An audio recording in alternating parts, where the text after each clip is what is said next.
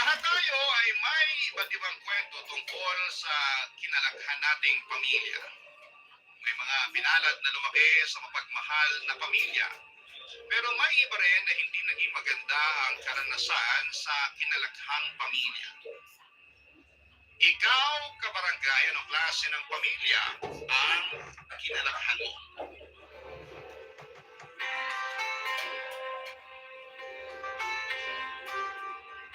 Dear Papa Dudut, magandang araw po sa inyo at sa mga kabarangay ninyo. Itago, ginalaman po ako sa pangalang Zoe. Matagal na po akong taga-subaybay ng Barangay LS at ngayong araw na ito, gusto kong ilabas ang lahat ng mga pinagdaanan ko sa buhay. Para kahit papaano, ay maibsan ang sakit na dinulot ng lahat ng mga naging karanasan ko sa pamilya ko. Sa Leyte po ako pinanganak at lumaki. At ako lang po ang nag-iisang anak ng Mama Evelyn at Papa Rodrigo ko. Ang mama ko po ay isang housewife, habang ang papa ko naman ay nagtatrabaho sa isang at masaya ang pamilyang kinalakhan ko. Pero sa totoo lang po ay malayo yun sa katotohanan. Sabi mo pala mama o mama? Noong bata Mama! pa ako ay hindi ko nagalubos na naunawaan kung bakit palaging nag-aaway sina mama at papa. Ito lang ang pagkakas. Palagi silang nagsisigawan at hindi nagkakasundo. Akala ko po noon ay normal lang sa isang pamilya ang magtalo at magsigawan, pero habang nagkakaisip ako, Yan napagtanto ko ikaw na ko hindi hindi ko pala ito. bigyan ng patinayan.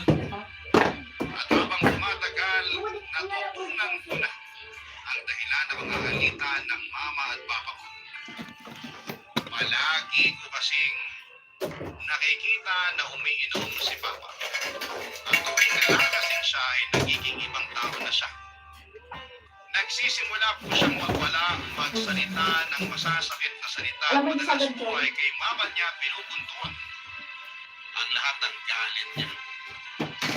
Alam po ng Diyos na wala akong ibang pinangarap kundi ang makapagtapos ng pag-aaral at makawala na sa sitwasyon namin. Mapagmahal po si Mama, Papa Dudut, at wala akong problema sa kanya.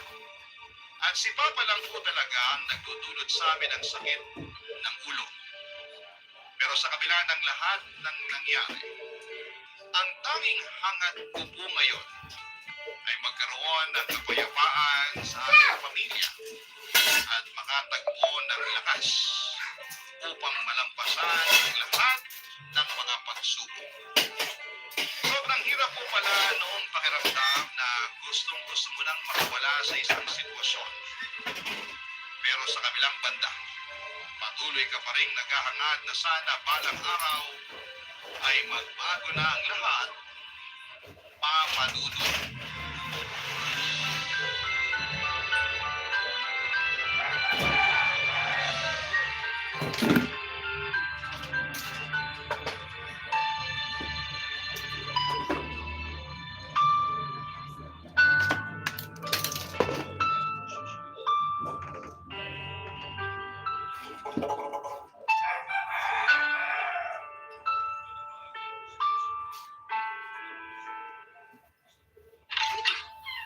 Nandito na ako. Lasing na naman ako ba kayo? Hinay-hinay naman po sa pag-inom. Nung nakaraang araw lang, lasing na lasing din kayo. Ay, huwag na mo po pakikialaman. Anak lang kita. Rodrigo, ano ba? Nagmamalasakit lang yung anak ko sa'yo. Isa ka ba? Ay, kakain na nga lang. Ano ulam, ha? Anak ng baka wala kayong kwenta. Hindi mo lang ba kayo nakapagsaing, ha? Pabihirap po ito. Pa, utang na loob lang kayo sa ikaw. Rodrigo, tama na. Buong araw ako nagtatrabaho at nagpapakapagod sa hotel. Ang gusto ko lang naman yung may makakain ako pag-uwi ko. Napakasimple lang ng hilig ko. Hindi niyo pa magawa na maayos. Hoy, para sabihin ko lang sa'yo, ubos na yung budget na binigay ko sa akin ng isang araw. Kung tutusin nga sa alak na napupunta yung sinasahod mo tuwing kinsenas. Ang sabihin mo, sadyang hindi ka lang marunong mag-budget. Dinamay mo pa yung alak sa katangahan mo. Pa, tama na po. Tama si Mama. Wala na kayong ibang ginawa kundi ang uminom araw-araw. Hindi na kayo nagbago. Yan ba sinasabi sa'yo nitong mama mo, ha? Pwes, sa tingin ko, nauubos yung binibigay kong budget budget natin dito sa bahay kasi may ibang lalaki na yung mama mo. Utang na loob! Paano ako magkakaroon ng panahon para dyan? Buong araw na nga ako nandito sa bahay. Hindi ba't matagal mo na sinasabi sa akin na gusto mo na maghanap ng trabaho? Siguro, kaya kating-kating ka na makapagtrabaho kasi may ibang lalaki ka. Gusto kong maghanap ng trabaho kasi kulang na kulang yung binibigay mong pera para sa gastusin natin dito sa bahay. Kasi sa alak lang napupunta yung perang sinasahod mo. Wala kang karapatan na pagsalitaan ako ng ganyan. Kasi kahit pa paano, nagbibigay pa din naman ako ng pera sa'yo. Hoy, Rodrigo! Anong mabibili ng 250 mo sa pang-araw-araw? Ano akala mo sa amin? Pusa na kumakain ng cat food? Alam ko na. Siguro binubuyo ka na ng lalaki mo, no? Ibang klase ka rin naman talaga. Ang tanda-tanda mo na. Pero nagpapagamit ka pa rin. Tigas ng mukha mo sampalin ako, ah. Pautang na loob, tumigil na po kayo! Mamamatay ako sa kusubisyon sa iyong dalawa. Zoe! Oh, Ito sa libo. para saan po to? Bumili ka ng 3 litro ng beer. Huwag mo kakalimutan ibalik sa akin yung sukli, ha? Anak, ibigay mo sa akin yung pera. Ako na lang bibili sa labas para matapos itong pagbubunga ng papa mo. Hindi. Dito ka lang sa bahay. Baka mamaya makipagkita ka lang dyan sa lalaki mo. Eh di kung ganon, ikaw na bumili ng alak mag-isa mo. Zoe, ibalik mo na yung pera dyan sa papa mo. Wala nang ibang ginawa kundi ang uminom buong araw. Akin na nga yung pera. Pa, parang awan nyo na. Huwag na kayong uminom kahit ngayong gabi lang. Manang-mana ka talaga sa mama mo. Ibalik mo sa akin yung pera. Pwede malilitikan ka sa akin. Huwag na huwag mo ako susubukan. Ayoko po. Pasensya na po kayo pero para din po sa inyo itong ginagawa ko. Ibabalik mo sa akin yung pera o palilibalik mo lahat ng mga gamit sa bahay na to. Ayaw mo ibalik, ha? Anak, ibalik mo na lang sa papa mo yung pera. Pero ma, huwag ka nang magmatigas. Baka mamaya masaktan ka pa. Sige na. Ayoko po. Sige na. Ano? Ibabalik mo pa ba yung pera o buong kami lang tayo magtatrabaho dito? Ito na po. Pero please lang, tigilan nyo na po yung pagsira ng mga gamit dito sa bahay. Akin na! Dami-dami yung sinasabi. Ibabalik mo din naman pala. Makalayas na ka. Baka wala kayong kwenta.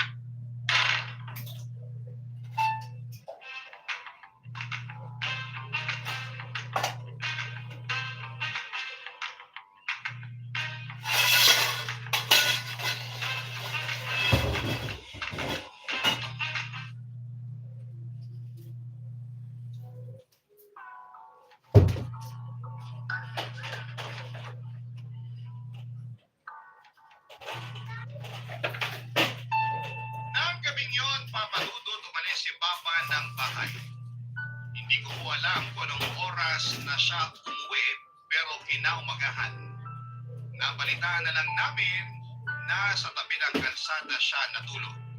At dumiretso lamang siya sa bahay para maligo bago pumasok sa trabaho niya sa hotel. Sobrang sakit din po sa pakiramdam tuwing nakikita ko si Mama na namumroblema dahil siya na rin ang naghahanap ng paraan para tustusan ang mga pangangailangan at pagkukulang ni Papa. Lalo na sa mga bayarin namin dito sa bahay. May mga pagkakataon po na nangungutang si Mama kaya ay nanghihingi na lamang ng pera sa mga kamag-anak namin. Naawa po ako kay Mama kasi siya po yung walang ibang inisip kundi ang pamilya namin.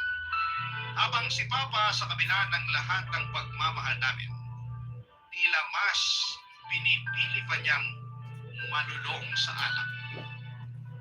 Pero may mga pagkakataon din po na maganda ang mood ni Papa at medyo malaki-laki ang naiaabot niyang pera kay Mama. Sobrang nakakatroma po yung ganong sitwasyon dahil hindi ko alam kung kailan maganda o pangit ang mood ni Papa. Siguro nga po ay ito na ang epekto ng ilang taon na pagkakalulong ni Papa sa alak. Naikwento din po sa akin ni Mama na hindi naman daw po lasinggero si Papa noong kabataan nila. Pero may mga kabarkada lang daw si Papa na nagkudyo at pinuyo siyang uminom hanggang sa tuluyan na po siyang nalulong dito. Alam ng Diyos na paulit-ulit kong ipinagdarasal na sana'y magbago na si Papa. Kasi kahit lasinggero siya, pare-pareho po namin siyang mahal na mahal ni Mama. at hindi po namin siya kayang subuan, Papa Dudut. Ngunit habang nagmatagal ay mas lalo po akong Mating na agad ni... tadhana na layuan at subuan siya. Hindi ko na po alam kung hanggang Bebe, ko kayang maghintay sa pagbabago ni Papa. At isang araw pa, ang mga pinapunta kasta, ko si Mama bumanakot na. tungkol sa Ano maingay? sitwasyon namin. Magod yung uri ganda. Gamgamit ka takot pa na. Makukuha na din ako. Ano ko ako?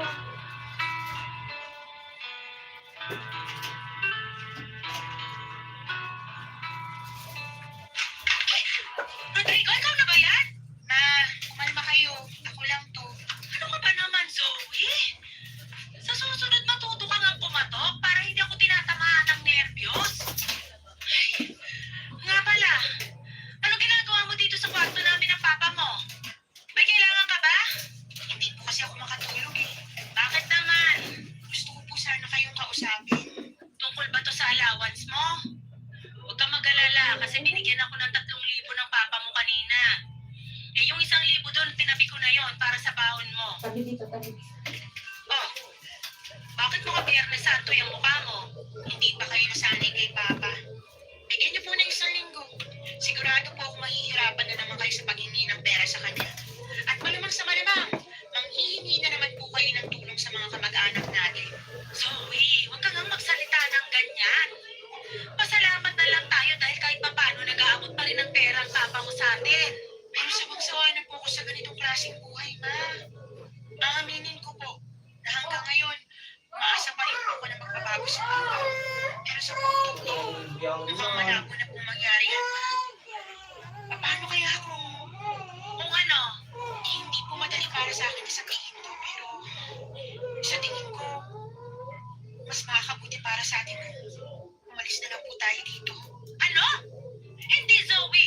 Hindi tayo aalis dito! Mag-isip-isip na kayo. Kailan niyo parang umalis dito? Kapag pareho na tayong napatay ni Papa? Alam mo ikaw, masyado kang okay kung mag-isip. Oo, lulong yung papa mo sa alak. Pero ni minsan hindi niya naman ako sinaktan na. Naalala niyo ba yung kalderong hinagis ni Papa? Eh, muntik na tayong tamaan na. Lasing ang papa mo noon, anak. Di ba gano'n naman talaga kapag nalalasing ang isang tao? Yung tipong hindi na nila alam yung ginagawa nila? Pero maniwala ka sa akin, hindi ganong klaseng tao ang papa mo. Pero ma, bata pa lang ako, madalas ko nang napapansin na palagi yung pinag-aawayan ni Papa yung pagkalulong niya sa bisyo niya. At wala rin tayong pera para iparehab si Papa. Maniwala ko kayo sa akin, mahal na mahal ko rin si Papa at ayoko siyang iwanan. Pero ito na lang yung naisip kong paraan para magbago na siya eh. Mas lalala lang yung Papa mo kung iiwanan natin siya. Paano niyo naman po nasabi yan? Hindi po natin malalaman kung hindi natin susubukan. Alam na alam ko yan, kasi sinubukan ko na yan noon. Anong ibig niyo sabihin? Nung maliit ka pa lang, nilayasan ko na yung Papa mo at doon tayo nakituloy sa mga kamag-anak natin. Pero imbis na magtino, mas lalong nagpakabuwang sa bisyo yung Papa mo. Umabot na rin sa puntong isang case ng pinag-nauubos niya araw-araw.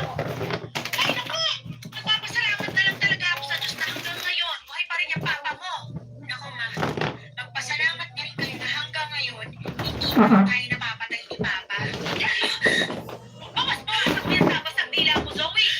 Hindi na ako natutuwa sa mga pinagsasasabi mo dyan. Ma, pareho lang naman tayo ng gusto eh. Pareho natin gusto na magbago si Papa, pero pakiramdam ko kasi, para tayong naghihintay sa wala. Zoe, makinig ka sa akin. Kung natatakot ka na baka dumating yung araw na saktan ka ng Papa mo, hindi ko hahayaan na mangyari yun. At hindi rin po ako makakapahit na dumating yung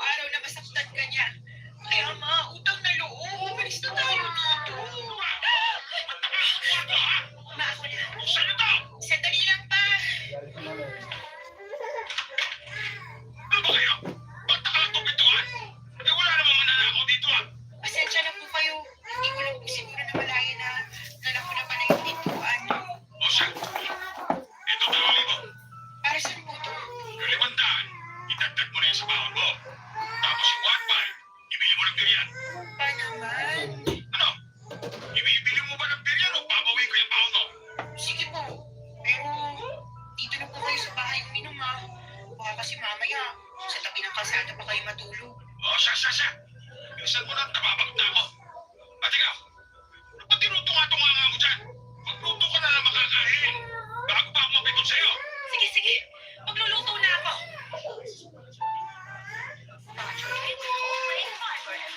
Niya mo ni Gugu yun.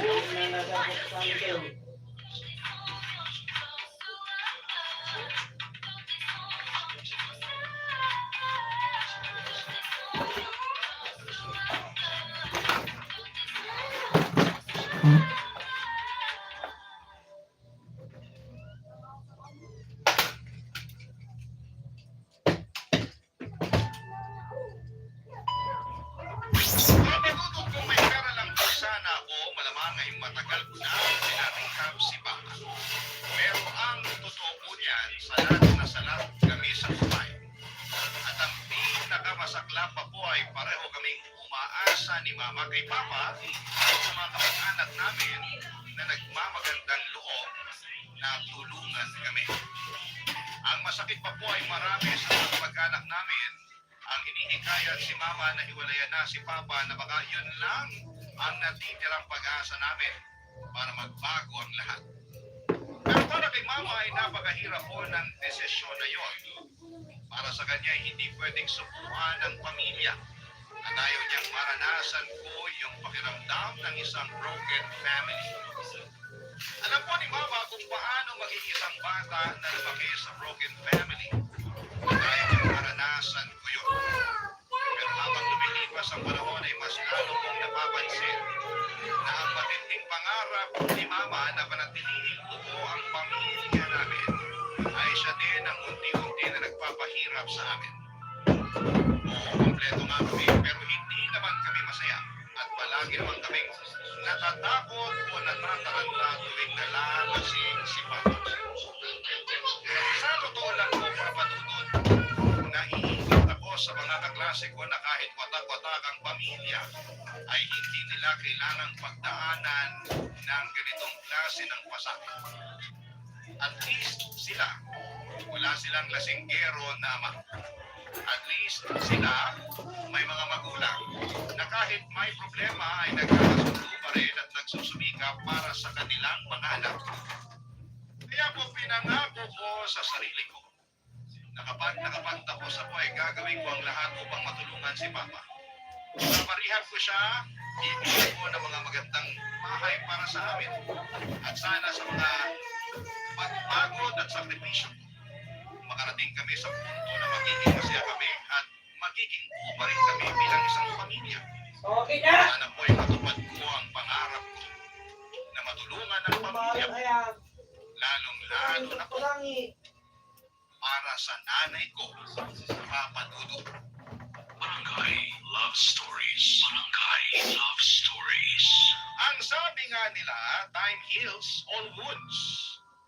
Pero bakit ganon, Papa Dudu? Habang tumatagal ay lalo lamang kaming nahihirapan ni Mama. Alam ng Diyos na araw-araw kong ipinagdarasal na sana'y dumating ang araw na magbago na si Papa alang-alang sa pamilya namin.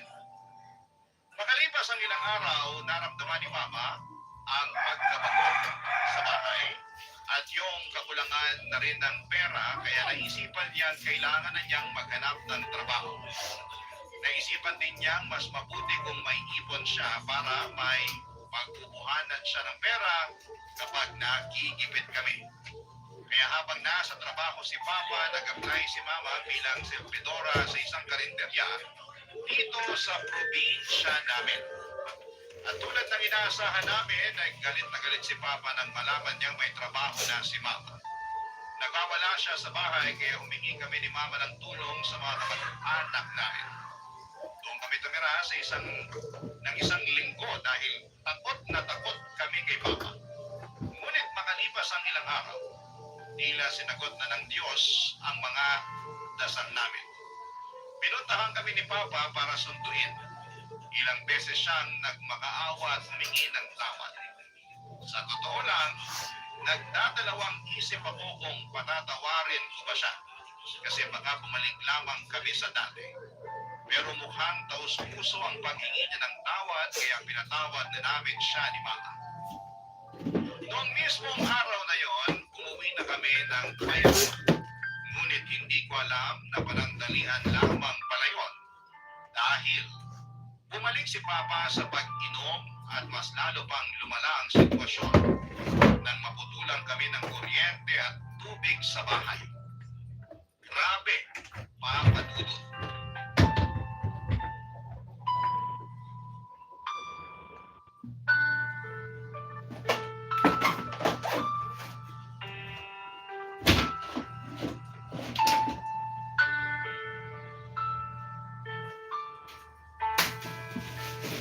Ay, hala, ano ba yan?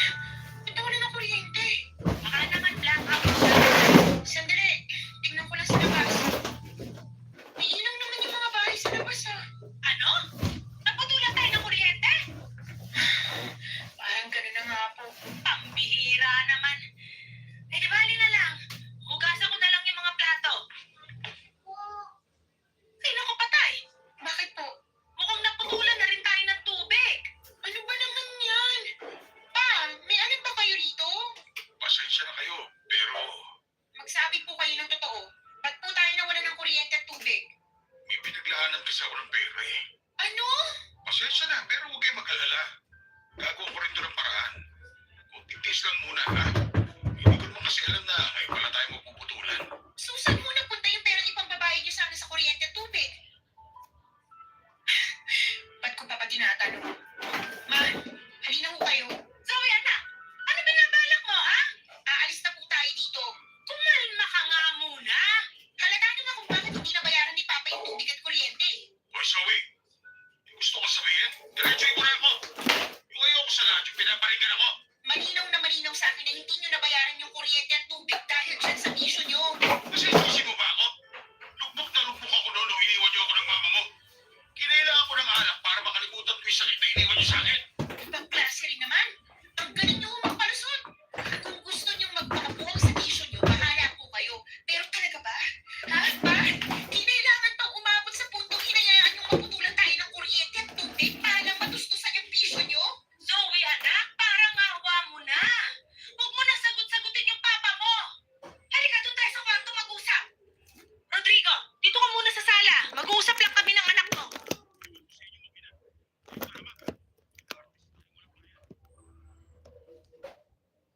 Pupunta! May mga bagay talaga na hindi na magbabago. Evelyn, kausapin mo yung anak mo, ha? Hindi na ako natutuwa sa inaasal niyan. Sige na, Rodrigo. Umalis ka na lang muna ng bahay. Ako nang bahala dito. Bahala kayo sa buhay niyo. Utang na loob, Zoe. Ba't mo naman sinagot-sagot ang papa mo ng ganon? Ma, alam niyo mismo kung anong punot dulo ng lahat ng to. At kung may problema man dito, hindi ho ako yun. Hindi ba't nagkasundo na tayo? Nabibigyan natin ng second chance yung papa mo? Yung second chance? Para lang yan sa mga taong sincere sa paghingi ng tawad at sa mga taong punong-puno ng pagsisisi. Sa inaasal ni Papa, sa tingin niyo po ba, nagsisisi siya? Pustahan tayo. Lalabas na naman yun para uminom.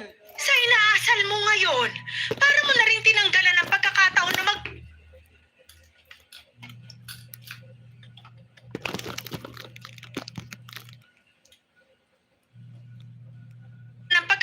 magbago yung papa mo. Alam niyo po ba na araw-araw kong pinagdadasal sa Diyos na sana magbago na yung si Papa?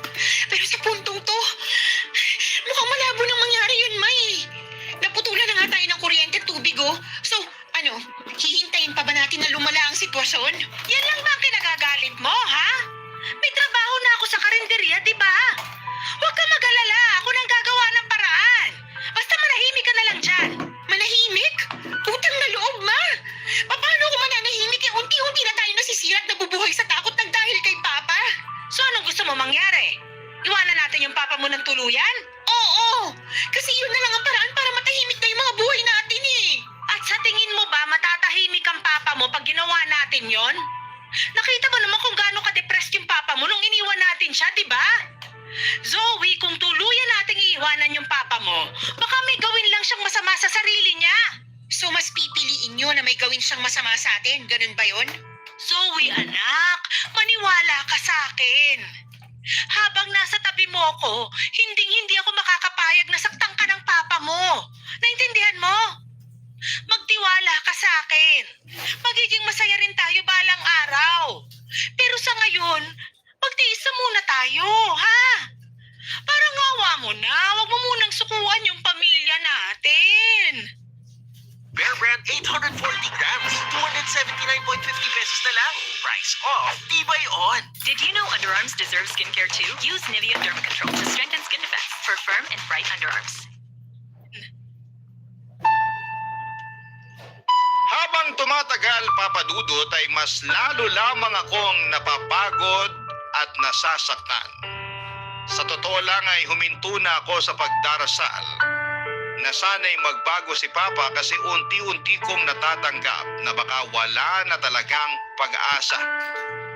Pero ang problema ay hindi ko rin kayang iwanan si Mama. Kaya napilitan akong manatili sa bahay kasama si Papa. Sa awa ng Diyos, nakahiram si Mama ng pera sa amo niya kaya nagawa naming bayaran ang kuryente at tubig. Mabuti na lang at mabait ang amo ni Mama kaya napagkasunduan nilang unti-unti ng kaltasan na lang ang sahod ni Mama hanggang sa mabayaran po ito ng buo. At mas napapansin ko na parang tinatanggap na ni Papa na may trabaho na si Mama. Siguro dahil alam ni Papa na makakatulong si Mama sa mga gastusin sa bahay. Pero sa totoo lang, mas lalo lang nitong pinalawak yung budget ni Papa para sa mga bisyo niya. Araw-araw ako nagtitiis sa ganitong sitwasyon, Papa Dudut. Sobrang sakit sa puso na makita si Mama na halos siya na nagbabayad ng lahat ng mga gastusin habang tuloy-tuloy pa rin si Papa sa pag-inom ng alak. Isang beses, sinubukan kong maging tapat kay Papa at sinabi ko na kung sakaling magkaroon kami ng pera, ipapadala ko siya sa rehab para matulungan siya. Grabe po ang galit ni Papa sa sinabi ko. Hindi nagtagal ay umalis na lamang siya ng bahay para makipag-inuman sa mga kaibigan niya. Ang sakit ng pakiramdam ko noon. Pero doon ko lang na-realize na kung gusto niyang magbago, dapat sa kanya mismo magsimula ang pagbabago na yon. At dahil na rin sa naging reaksyon ni Papa ay mas lalo ko lang napatunayan sa sarili ko na wala ng pag-asa na magbago pa si Papa. Napuno na ako. Kaya naman napag-desisyonan kong gawin ang isang bagay na matagal ko nang dapat ginawa para sa sarili ko, para kay Mama at para sa kinabukasan namin bilang pamilya.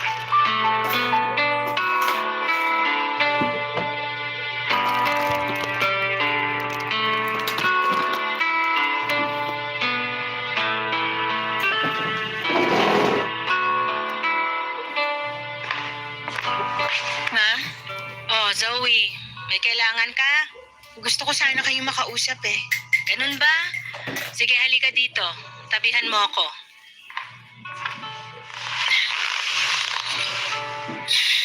Oh, bakit mukhang hindi ka mapakali? May problema ka ba? Ma, hindi ba kayo napapagod? Ha? Anong ibig mo sabihin? Napapansin ko kasi na halos kayo na yung sumasagot sa lahat ng mga bayarin natin dito sa bahay. Habang si Papa, mas lalo nang napapadalas yung pag-inom. Naku Zoe, ano ba? Tahimik na ang buhay natin ngayon. Hayaan mo na lang yung papa mo. At isa pa, ayos lang sa akin na ako'y nagbabayad sa lahat ng mga gastusin natin dito. Wala namang pumipilit sa akin eh. Pero hindi pa rin tama yun. Habang nagpapakahirap po kayo sa trabaho, si Papa naman mas lalong nalululong sa bisyo niya. Ma, paano kaya kung i-report na lang natin si Papa sa pinagtatrabahuhan niya? Ano? Yan ang wag na wag mong gagawin. Gusto mo ba talaga na mawalan ng trabaho yung papa mo, ha? Sa alak lang din naman napupunta yung sinasahod ni Papa. Naisip ko lang na kung mawawalan ng trabaho si Papa, siguro mapipilitan na siya na tigilan na yung pag-inom niya. Utang na loob, anak. Huwag ka na lang nakialam. Pasensya na po kayo pero sawang-sawa na po ako sa ganitong klaseng buhay eh. Zoe, anak, sandali lang. Saan ka pupunta? Dapat nun ko pa ginawa to eh. Ano yung ginagawa mo, ha? I'm sorry ma, pero kailangan ko tong gawin. Ano ka ba naman? Parang awa mo, natigilan mo na yan. Hindi niyo na po ako mapipigilan. Pag nalaman to ng magagalit sa'yo yon. Bitiwan niyo nga po ako. Eh, di magalit siya kung gusto niya. Hindi na naman bago sa akin yun eh. Basta, itatapon ko lahat ng beer niya sa lababo hanggang sa wala na siyang mainom. Utang na loob. Tama na. Ako. Oh, anong ulam? Sandali lang. Pero ko yan ah. Zoe, anong ginagawa mo sa anak ko, ha?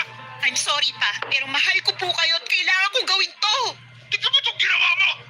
Alam mo ba na sa susunod na linggo pa sahod ko, ha? Pinag-ipuno ko yung pambili ko dyan. Tapos sasayangin mo lang. Ang swerte din naman ng beer, oo. At least yung beer pinag-iipunan nyo. Samantalang si Mama, hinahayaan nyo mapagod sa trabaho. Wala na kayong ibang ginawa kundi yung tingnan si Mama na binabayaran lahat ng mga gastusin natin dito sa bahay. O bakit kayo sinusumat mo sa akin yan? Kung may gusto kang sisihin, itong mama mo ang sisihin mo. Kasi siya yung nagpumilit na maghanap ng trabaho. Rodrigo, tama na. Zoe, utang na loob. Manahimik ka na lang. Kaya kayo kinakaya-kaya nitong asawa nyo eh. Kasi hinahayaan nyo lang siya na abi-abihin at abusuhin kayo. Zoe! Bakit? Hindi ba totoo naman? Kung gusto nyong magpakatanga dito kay Papa, hindi ko na kayo pipigilan, Ma. Kasi pagod na ako. Pagod na ako. Alam mo ikaw, matagal na kita pinagpapasensya ang bata ka. Lumalaki ka ng bastos.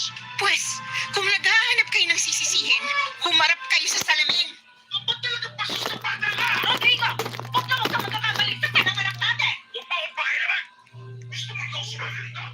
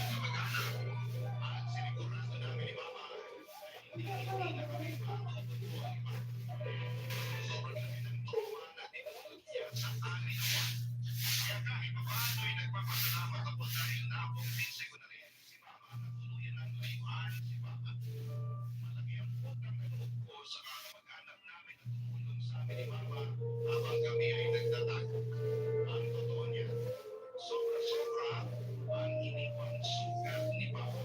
Lalo na kay Mama na palaging kinakabahan at natataranta ng mga masaktan siya ni Papa. At ganoon din naman ako papadulot. Pero kailangan kong maging matatag kapag hindi ko nilakasan ang loob ko. Wala nang masasandalan si Mama. Panahon iwan ay naisip ko na sobrang unfair talaga ng buhay. Yung ibang mga anak, inaalagaan at pinoprotektahan ng mga magulang nila. Samantalang ako ay kailangan ko pang protektahan si Mama laban kay Papa. Pero, tinanggap ko na ito ang buhay na binigay ng Diyos sa akin. At ang tanging magagawa ko ay hanapan ng solusyon ang aming sitwasyon. Hindi ko alam kung hanggang kailan kami magtatago noon at papadulot. Pero isang bagay ang sigurado. Noong mga panahon na yun ay alam namin ni Mama na may mga namin ilabas sa Kuyakan naman kaming Joy. pagtanto na rin ni Mama na mas magiging maayos at mas maganda ang buhay niya kapag wala si Papa. Sa sakit at hirap na pinagdaanan namin, ang tanging bagay na pinagpapasalamat ko ay sa wakas nabuksan na rin Pinamod daw! Pinamod daw! ang totohanan na malabo nang magbago si Papa. Pagkay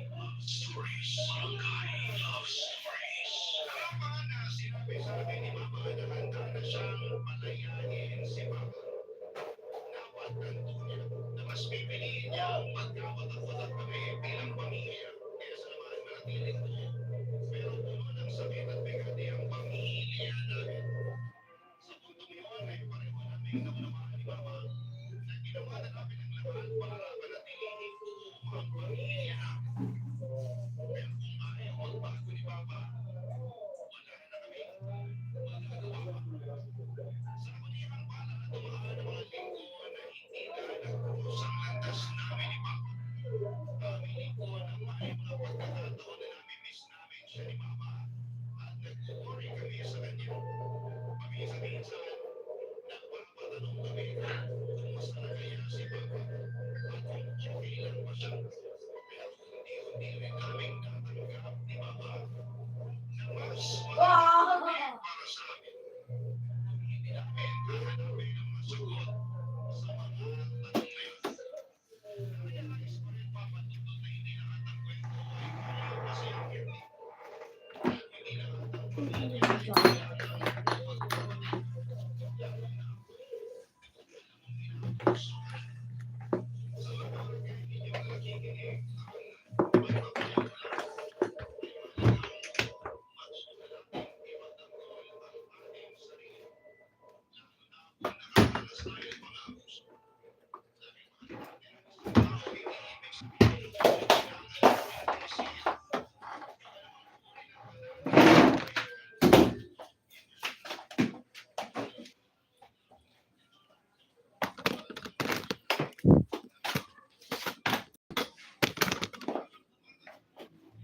Kaya naman puri na ba natin sapat na ang pagmamahal na ibibigay namin sa isa't isa para magpatuloy sa buhay.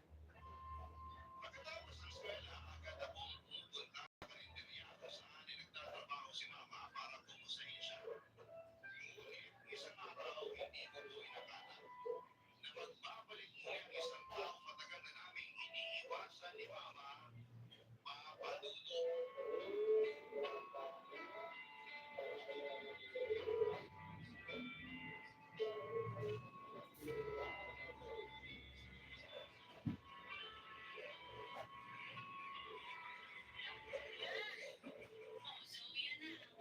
Mabuti naman na nandito ka na. Kamusta naman po kayo? Eto, medyo pagod kasi paano ba naman? Ang daming customer kanina. Buti na nga lang at nagsiuwi na yung mga yon. Kaya eto, nakakapahinga pa rin naman ako kahit papaano. Mabuti naman po kung ganun na. Huwag niyo pabayaan yung sarili niyo. Aba, syempre naman. Hindi pa ako pwedeng mamatay kasi marami pa ako pangarap para sa'yo. Si Mama talaga. Huwag na kang magpapagsalita ng ganyan. Eto naman, sobrang seryoso. Ay, mabuti na lang talaga. Nandiyan yung mga tsahin mo para tulungan tayo. Kaya nga eh, sabi ko po niyan. Nahihiya na mga ako sa kanila. Huwag kang mag-alala, anak. May awa ang Diyos. Makakabawi din tayo sa kanila. Bago mo nagkamuha ng nabasbasa. Kapag nakapagtapos na po ako ng pag-aaral, sisiguraduhin ko na makakuha ako ng trabaho na mataas yung sahod para matulungan ko yung mga taong tumulong sa akin kung walang-wala tayo. Eh, paano naman ako, anak? Hindi naman ako rin ang grasya mo kung sakasakali. Si Mama talaga, oh. Pwede ba namang hindi? Siyempre, kayo po yung pinakaunang nakakunan ko ng grasya kapag umasenso na ako. Ang sweet-sweet talaga ng anak ko. Ay, nga pala,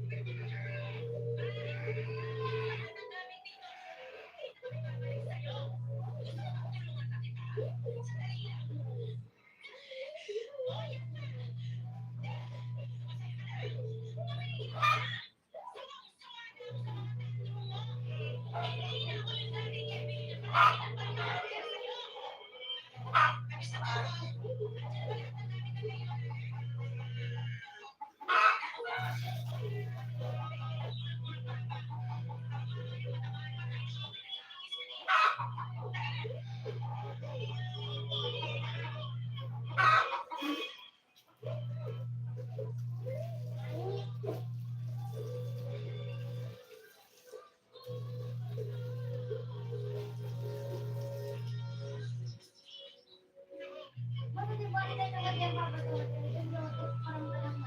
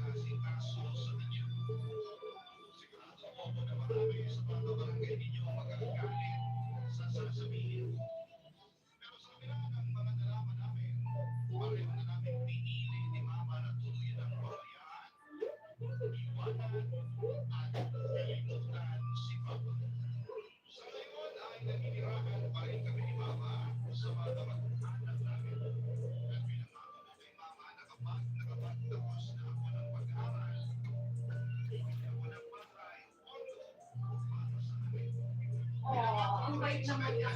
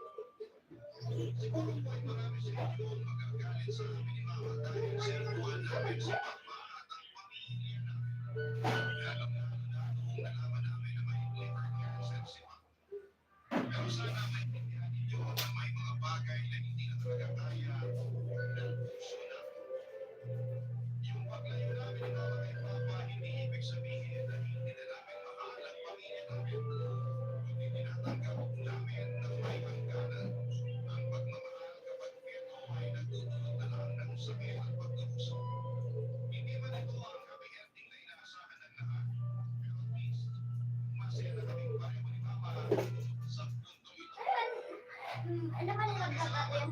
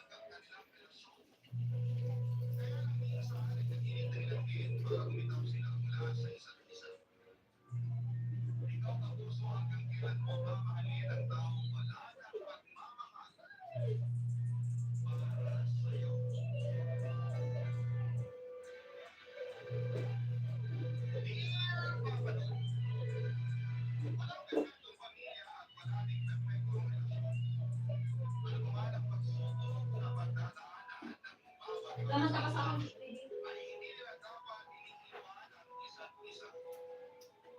Dahil sa panahon ng bigatin at pangit ng buhay, ang bawat isa lang din ang pwede nilang kapitan upang ihanan ng lakas ng Papadolo, itago nila lamang po ako sa pangalan ng Jovelyn. Ang pinayas mula ko sa ngayon at nakatira dito sa hindi ako nakapagtapos ng pag-aaral at ang pagbibinta ng mga gulay sa palengke. Ang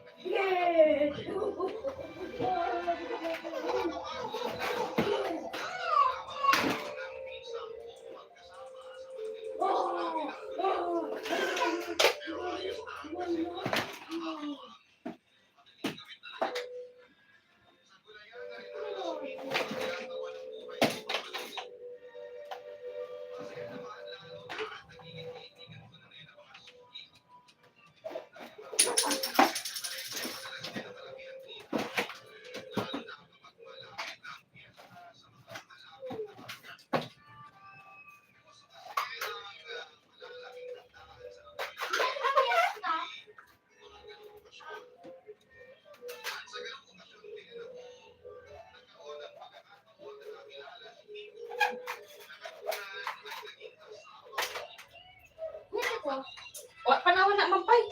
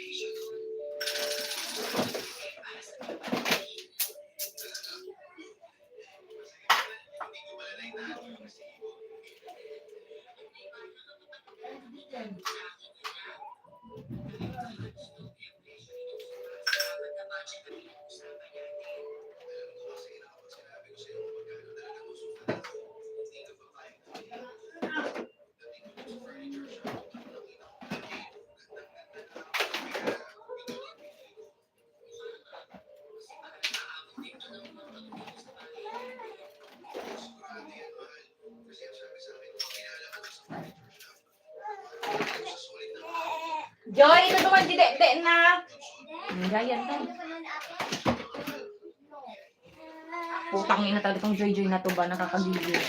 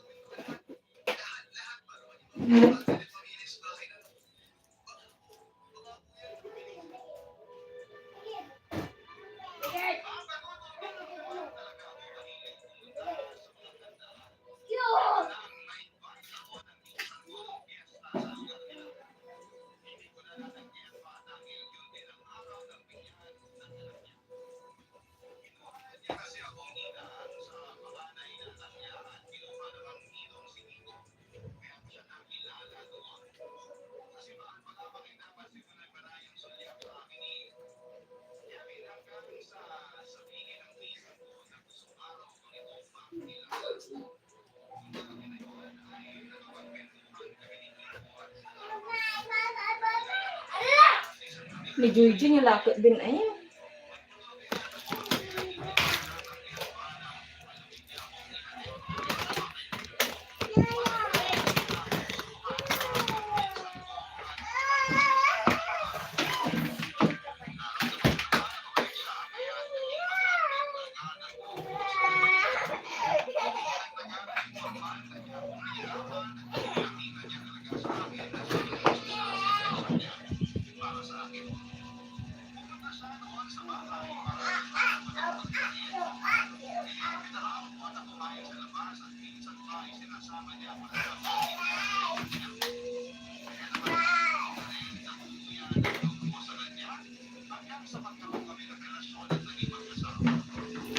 Bye. Thank you guys.